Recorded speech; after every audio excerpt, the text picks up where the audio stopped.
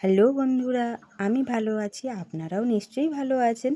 আজকে আমাদের পুরীতে দ্বিতীয় দিন। এই দ্বিতীয় দিনে সকাল সকাল স্নান সেরে জয় জগন্নাথ প্রভুজিকে দর্শন করে বেরিয়ে পড়লাম সাইট সিন করতে। তো পুরীর সমুদ্র মহাপ্রভুজিকে দূর থেকে প্রণাম করেই আমরা বেরিয়ে যাব আজকে আমাদের গন্তব্যে। ভিআইপি ট্যুরিস্ট আমাদের এসি বাস ভাড়া নিয়েছে 450 টাকা। আর যেসব সাইট সিনগুলো করবো ওর যে এন্ট্রি ফি রয়েছে সেই এন্ট্রি ফিগুলো আলাদা। বাসে সবাই চলে এসেছে। আমাদের গাইড স্যার আমাদের সমস্ত রুলস জানিয়ে দিচ্ছেন। এরপরে আমরা বেরিয়ে যাব আমাদের গন্তব্যের দিকে। আর ওনাকে ফোন নাম্বার বা ওনার যে ওনার সাথে যে যোগাযোগ করার সে সমস্ত উনি বলে দিয়েছেন যে কীভাবে যোগাযোগ করতে হবে, কী করতে হবে না করতে হবে। তো সবার ফোন নাম্বার দিয়ে টাকা পয়সা ওনাকে দিয়ে, কারণ উনি টিকিটগুলো করে দেবেন, সমস্ত পেমেন্ট করে আমাদের গাড়ি ছেড়ে দিয়েছে। আমরা প্রথমে যাব চন্দ্রভাগা, ওটাই উনি বলছিলেন। চন্দ্রভাগার কাহিনীটি একটু সংক্ষেপে বলছি। হিমাচলের লাহুল উপত্যকায় চন্দ্র ও ভাগা নামক দুই প্রেমিক প্রেমিকার মিলন কাহিনী থেকেই এই নদীর নাম হয়েছে। সূর্য ও চন্দ্রের সন্তান হওয়ায় তাদের মিলন অসম্ভব জেনেও তারা মিলিত হয়ে এই নদীর রূপ ধারণ করে। উড়িষ্যার চন্দ্রভাগা সৈকতে শ্রীকৃষ্ণের পুত্র সাম্য সূর্য দেবতার পুজো করে কুষ্ঠরোগ থেকে আরোগ্য লাভ করেছিলেন বলে বিশ্বাস করা হয়। এই জন্যে এই সমুদ্রের জল কিন্তু খুবই পবিত্র বলে এখানকার লোকেরা মনে করে। আমাদের এখানে যেমন গঙ্গাসাগরের গঙ্গা মেলা পুজো হয়, পবিত্র জল মানা হয়, এই জলও কিন্তু একসময় মেলা বসে, পুজো হয়, ভীষণ ভিড় হয়। এটা খুব একটা পবিত্র স্থল বলেও অনেকে মনে করেন। এর পরের গন্তব্য কোণারকের সূর্য মন্দির। এখানে 80 টাকা করে এন্ট্রি ফি দিয়ে ভেতরে প্রবেশ করতে হয়েছে। কোণারকের সূর্য মন্দির উড়িষ্যা পুরী জেলায় অবস্থিত, 1300 শতাব্দী পুরনো, যা পূর্ব গঙ্গা রাজবংশ রাজা প্রথম নরসিংহদেব নির্মাণ করেছিলেন সূর্য দেবতাকে উৎসর্গিত করা। এই মন্দিরটি 12 জোড়া বিশালাকার পাথরের চাকা, 7টি ঘোড়ার দ্বারা টানা একটি বিশাল রথের আদলে তৈরি।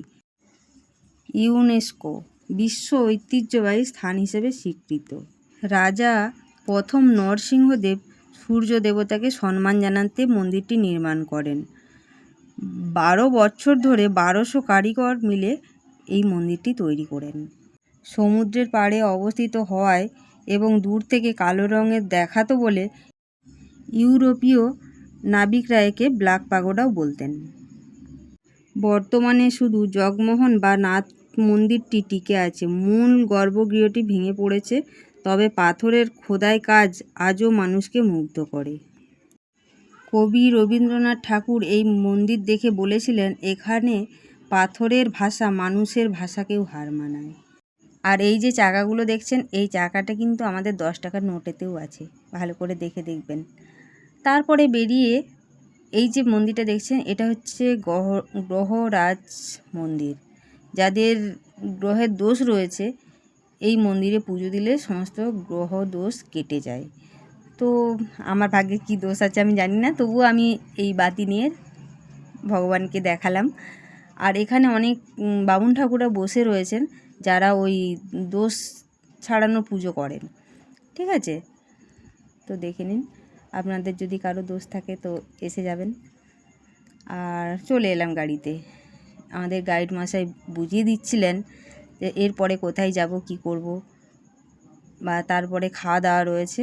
খাওয়া দাওয়াটা অবশ্য দেখালাম না। এরপরে আমরা চলে যাব লিঙ্গরাজ মন্দির। উড়িষ্যার ভুবনেশ্বরে অবস্থিত লিঙ্গরাজ মন্দির।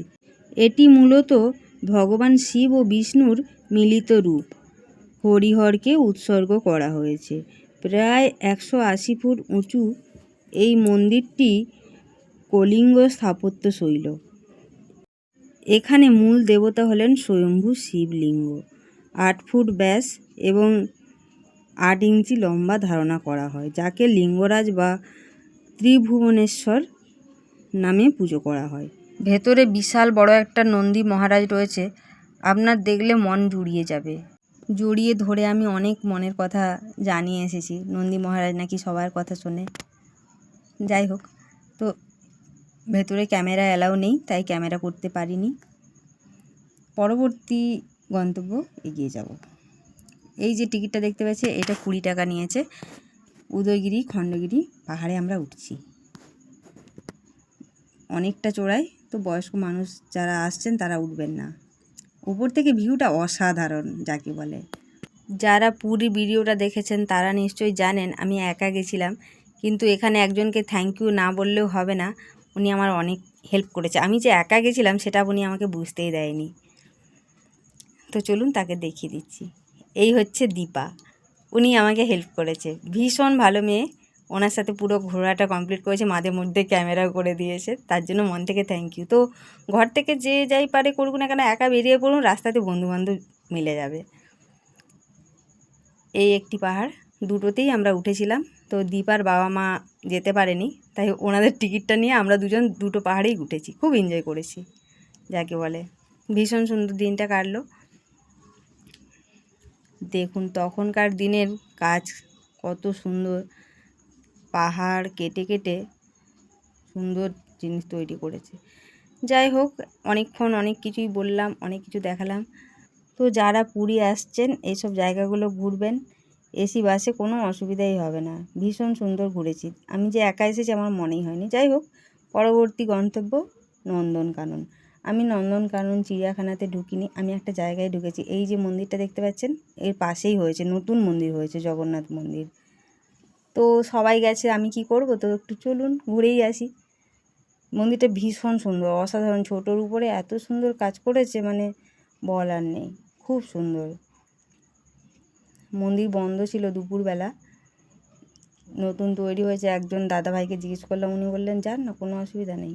চারিদিকটা ঘুরে ঘুরে দেখছিলাম। যদি একটু রোদ গরম ছিল, তাও কোনো ব্যাপার নেই, ভগবানের কাছে এসেছি বলে কথা, মনের জোর বিশাল। তো অনেক কিছুই আপনাদের দেখালাম, অনেকক্ষণ বক বক করলাম। ভিডিওটা ভালো লাগলে লাইক কমেন্ট শেয়ার করে আমাকে সাপোর্ট করুন, পাশে থাকুন, এইভাবে ভালোবাসা দিয়ে যান। আমার ফেরার টিকিট রয়েছে রাতে, তো ড্রাইভার দাদাকে বলে উনি সময় মতোই আমার গাড়ির ব্যবস্থা করে দিয়েছিল, নামিয়ে দিয়েছিল। তো ভিডিওটা এতক্ষণ দেখার জন্য মন থেকে সবাইকে থ্যাংক ইউ।